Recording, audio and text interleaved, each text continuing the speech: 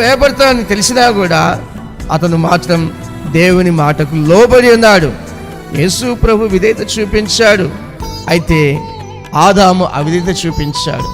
ఆదాము అవిధేయత వలన లోకంలోనికి పాపం వచ్చింది. యేసు ప్రభు విధేయత వలన లోకంలోనికి రక్షణ వచ్చింది.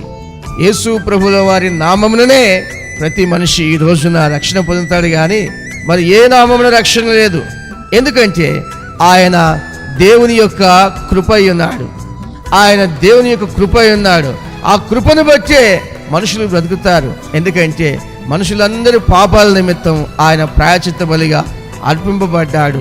ప్రాయశ్చిత్త బలి చేసిన యేసు ప్రభు వల్లనే ప్రతి ఒక్కరు రక్షణ పొందుతారు.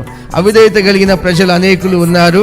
వారి అవిధేయతని దేవుని దగ్గర ఒప్పుకొని వారిని వారు సరి చేసుకుని దేవుని దగ్గరికి వస్తే, అనగా యేసు ప్రభు శిలువలో మోకరించి వారి పాపాలను ఒప్పుకొని వారి అవిధేయతను ఒప్పుకొని ప్రార్థన చేసినట్లయితే ఆయన ఎంత మాత్రమును విడిచిపెట్టాడు.